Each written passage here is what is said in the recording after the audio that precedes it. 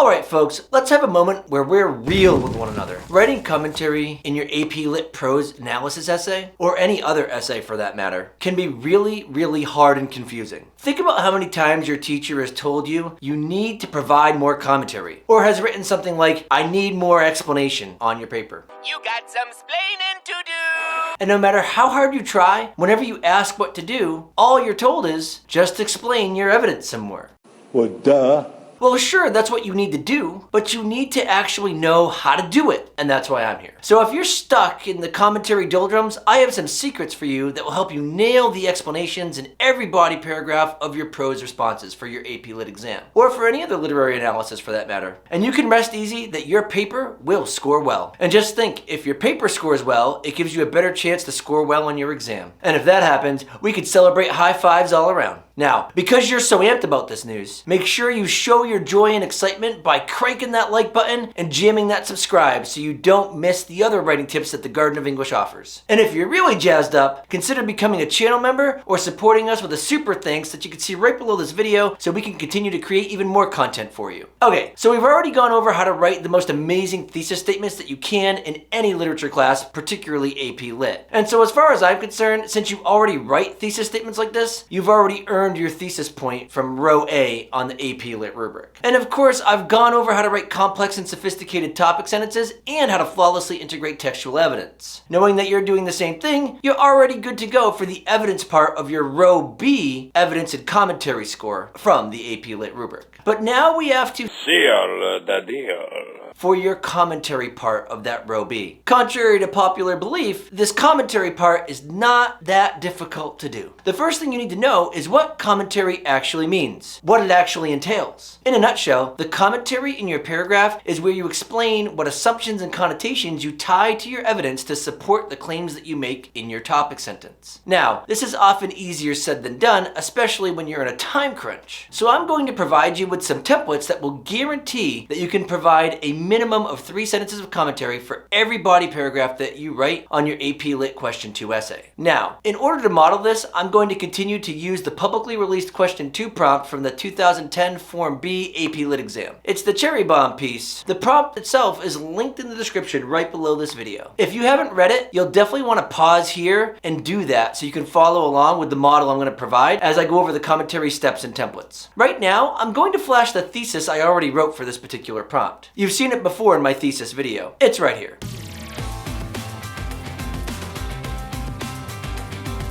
Remember that thesis? Yeah, it rocks. And now I'm going to remind you of what our incredibly strong beginning to our body paragraph looks like. I'm going to do that by showing you our sophisticated and complex topic sentence and how we flawlessly then integrated textual evidence right after it. When you view this, focus on how the topic sentence includes a literary element and a judgment about the narrator's character.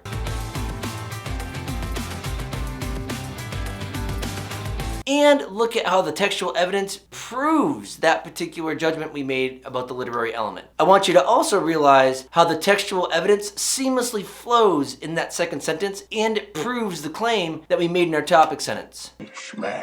So now, how can we finish off this paragraph with the best commentary possible?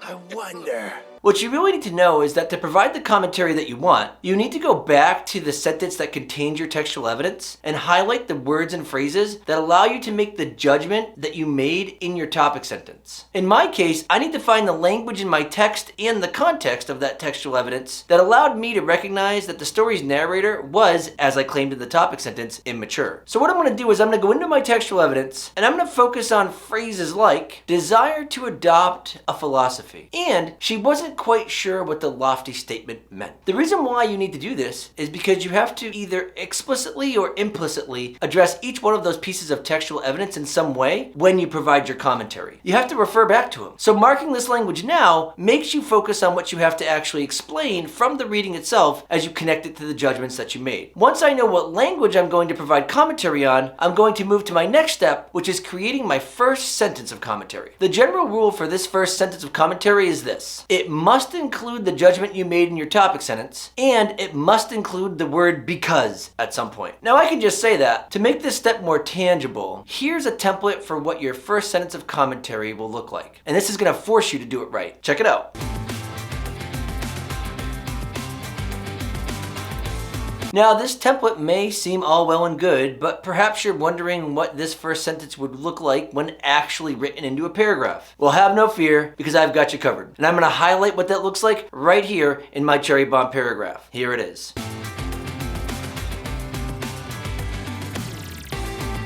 What I want you to realize is that I included the word immaturity in the sentence, so the idea from the topic sentence is being echoed, and the word because is right in the middle of that sentence. So I followed the directions to a T. You'll also notice that since I put the word because in my sentence, it forced me to communicate the assumptions I tie with the narrator's desire to appear older, and how that actually makes the narrator appear a bit naive. In doing so, I imply that I'm addressing the textual evidence that I underlined earlier when I marked the language adopt the philosophy that she was in the world but not of it, even though she wasn't quite sure what it meant. Some of my students sometimes really struggle with what should come after the word because. And if you find yourself in this situation too, I have the easiest hint for you. Just follow the word because with either the word typically or the phrase most individuals. Doing so will force you to articulate what you assume to be true in most circumstances about the evidence that you're providing commentary for. Commentary sentence 1, check. Your explanations are already getting better, but just creating a strong first sentence isn't quite enough. What do you mean, You need to go farther, and I can help you with that. And of course, I'm going to provide you with a template for your next sentence of commentary. So that you can extend your commentary, you're going to want to start your next sentence with either the phrase consequently since or consequently if. Doing this will force you to more deeply communicate your assumptions and then relate them to the character or whatever other literary element you're analyzing in this particular paragraph or paper. Let me show you the template for this sentence here, and then I'm going to show it to you in action. Check out the sentence frame.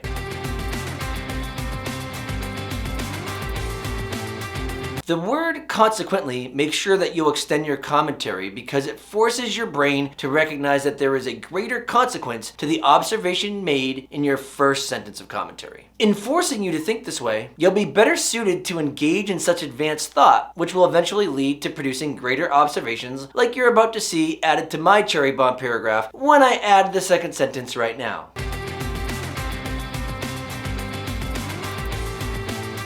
In this particular sentence, notice how I further imply a reference to the textual evidence I underlined when I marked that the narrator wasn't quite sure what the lofty statement meant. And then I articulate how her lack of understanding actually implies that she doesn't know much about the world. That's an assumption. Her admission shows a disconnect between how she views the adult world and her understanding of what it actually means. Once you have 2 sentences of commentary, it's time to finish the job. And you guessed it, I have a stem for this third sentence as well. You're going to see that you can explore the depths of your observations even more if you start this next sentence with the word furthermore or with the word therefore. You'll also have to include the phrase due to the fact that somewhere in this sentence as well. Adding that phrase will force you to consider more of the assumptions that you make to create and articulate your judgments as you write out this particular paragraph. Let me show you the template for this third sentence right now.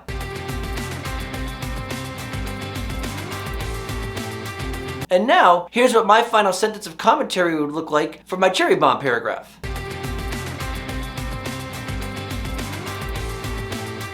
You'll recognize that this entire sentence connects the common adolescent move of self-realization and identity to adopting a lofty statement of philosophy. So in all of my sentences of commentary, I'm consistently referring back to the textual evidence of the paragraph. These 3 stems are enough to jumpstart your commentary and make it the best. Getting used to writing like this will help you score 4 in the row B of your rubric. Now I want to give you one final extra advanced tip. If you decided to start your third sentence of commentary with the word furthermore, and you want to make your commentary even more delicious, you could add one more sentence. And if you wanted to, you'd start the 4th sentence with the word therefore. In the middle of that sentence, you'd also want to make sure that you would include the word thus. Doing this doesn't always work, so that's why I didn't put this into a template with my original 3 models that I had for you. But I want to show you what a full paragraph would look like if I were to add an advanced 4th sentence as well. It's going to be right here.